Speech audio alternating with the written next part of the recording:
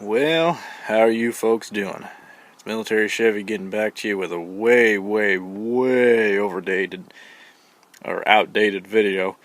Should have posted this probably a long time ago, but I'm finally getting the chance to even make it. I don't know how long it's been a few months anyway since I made a video, but here I am. So, what to show off today? This here is a 1999 Dodge 2500 with the Cummins 24 valve diesel and a 5-speed. She's pretty cool. Drove up north and back with it many times. You guys, little showing on the interior. Got these fancy electric windows, fancy electric locks, drivers only, fully adjustable, fancy electric and halfway manual seat. And best of all, oh, the 5-speed with a Hurst shifter. I still need to hook up the exhaust brake. I gotta get a new solenoid for it. But it's got the 5-speed. It's pretty good overall. The got a dash cover on it, and the dash isn't cracked, so the dash is in good shape. It doesn't have the 6-speed. This truck would be that much better if it had the old 6-speed in it, but it does have a manual, and that's what I'm happy with. Let me pop the hood real quick. The front steering was fully rebuilt. Had a 3rd generation cross brace put on it. It's got these big old 35s, custom rims. I think they fit the truck really well. Electric tow mirrors that are heated, keep them from getting fogged up. Of course, custom bumper. I'm pretty happy with this bumper. It ain't the highest quality, but if you hit a deer with it, it sure ain't gonna hurt the truck.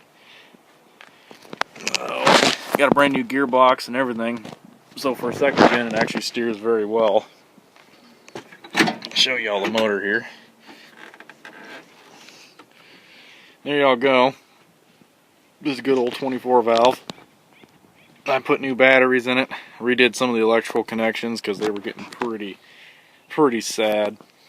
It's got an aftermarket open air intake, so even without the turbo ring removed on the turbo, you can still hear it whistling pretty good, which I like. I can leave it stock and hear it whistle.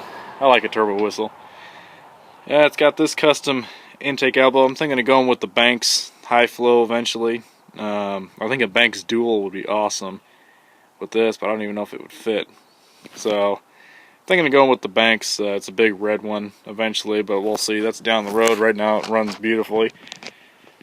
It has the 4-inch turbo back exhaust. It had a kit put in it with a muffler. Of course, me being crazy and just wanting to let the EGTs lower a little bit, I took off the muffler and put on that straight pipe right there, so it's a 4-inch straight all the way back. This dumps out right there. I'll show you again here. This has of course this side's locked. This has an Edge Juice tuner with the hot unlock. It's got 5 settings. It's pretty cool. You can go anywhere from just stock, mileage, tow, drive, race, and then extreme. But it's all fly-by tuning, so you just push on the up arrow and that just gives it more fuel. I guess what we can do is an attempt to start it. Of course, I just drove it home 36 miles from work today, so she'll fire right up. Make sure I hop in here. It's pretty nice.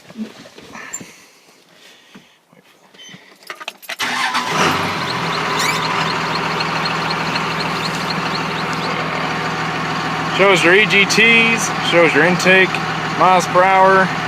Well, that's boost and the miles per hour. It's got about 40 psi oil pressure, usually darn close to 60 when it's stone cold. The exhaust sounds pretty darn good on it.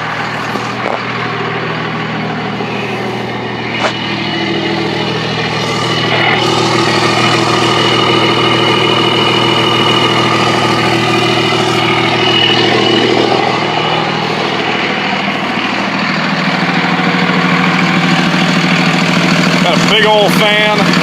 They run pretty cool. They usually run anywhere between 180 and 190. You want diesel to create a little more heat.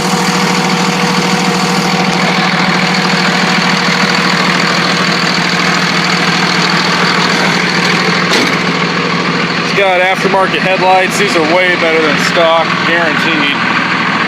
Pretty cool. The halo lights up, and it's pretty nice design.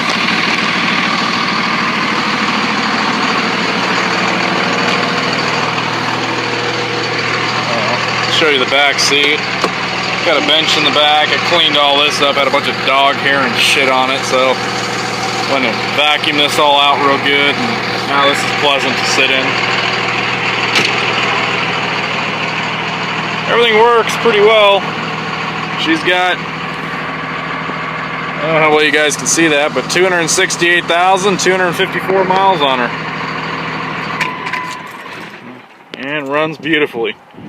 So I can't complain, especially the price I got it for, which I'm not going to mention because it was way too good of a price, and I don't need to deal with all the is it for sale questions, because it's nope, it's not for sale. I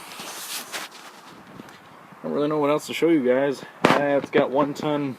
I think it's got the 3/4 ton leafs with the heavy duty, with one extra leaf. It's supposed to be like a overload leaf and then airbags. It's also been set up with gooseneck hitch, and then I've got, I think I've got enough on there in the back. It needs a few things. I need to fix the third light that's been out for a while. My AC pump finally took a dump on me there, and it was apparently replaced before I got the truck, and I don't think any oil was put in it, in the pump itself, because it finally grenaded. Just a VP44 Cummins, and it's got the also got the fast lift pump upgrade with the 1/2-inch fuel line all the way to the VP44. So she's getting plenty of fuel. It actually gets pretty darn decent mileage. Cruising down the freeway with 355s and 35s, pretty sure I've gotten about 20 to 21 out of it. So I can't complain for a big ass pickup. It weighs 7,000 pounds or 6,000 pounds, anyway, pretty heavy. It's got this Husky toolbox in it. I'm gonna get the it's got these diamond plate liners. I'm gonna get the one that goes across the tailgate because that flew off at some point. Got plenty of plans for this truck, so this will be kind of a light, mild project at some point. It's my daily driver right now. So other than that, I mean, paint's in good shape, minus a few spots here and there. I mean, it's got its little spots, but I mean, nothing. A little bit of rot here that's kind of wanting to bubble through, which I don't want to push too much on that because that's going to start peeling. But it just really set up nice. I'm going to do a custom rear bumper eventually as well. I like how the front one is. I'm thinking of kind of trying to match it maybe in the rear.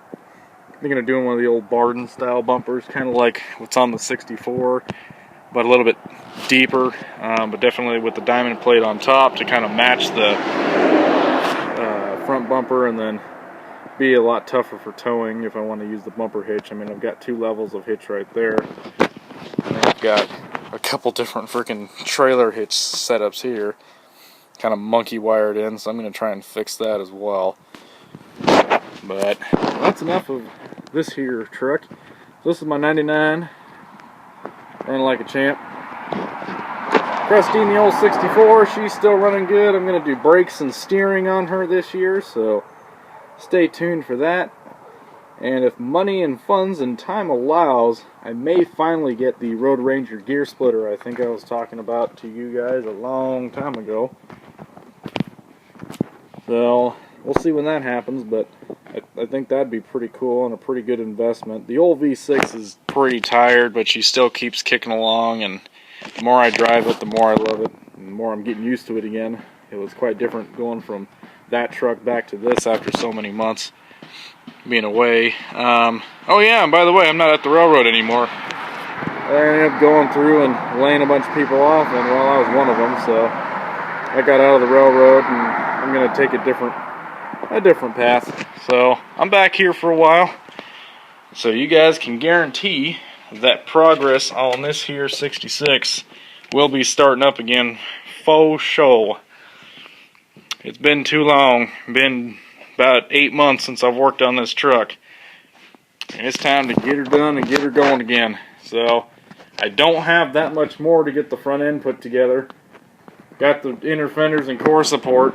All I need to do is finish up this hood and the two outer fenders and oh, whatever you call those little panels and that cowl support up there. That one's already been filler primed. It's just got to be sanded, and they can have base and clear put on. And then one of those damn things fell in the sand, my sandblasting cabinet, so I got to sand one of those down and reblast it probably, and repaint primer and fill prime it. Other than that, one of those is ready to go, so we'll see. I'm going to repaint. It's been a while, but I remember showing you guys, I believe I'm going to repaint the inside of this because you can still see the dents that I created when I was heat shrinking this. There was kind of little spots, and they ended up showing through. So I'm going to go through it with primer and then fill prime the heck out of it, and then body sand it so it's flat. Of course, this is blind as heck for you guys, but you get the idea. I did some spring cleaning in the shop. Still looks like a mess because I had only took a couple days, but just kind of reorganized everything all over again. It was quite a mess before, and still is a mess. I still got so much stuff I need to get rid of. Reorganize the saws, just kind of making it look more and more like a man cave as time goes on. Got kind of, you know, just got the cool stuff hanging there, and got all my saws, and these are still on the other channel, guys. TJ's Chainsaw Restoration. Take a look at it if you're interested in seeing some of these old saws running and restored.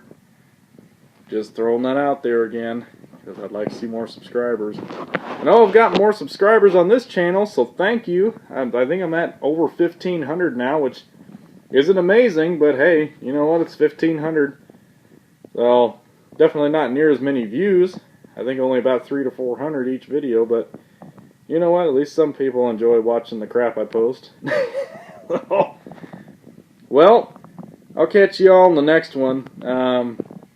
I've only been home for about a couple weeks now, so I'm kind of just trying to get back into the living during the daytime again, because I've been working night shift for almost a year, and now I'm back to 10-hour days and working day shift. So I just got to get my butt back in gear and start working on this stuff, and once the weather gets better, because it's still kind of cold and rainy, I'll get back to painting and bring you guys some updates. So we'll catch you on the next one, y'all. See you later.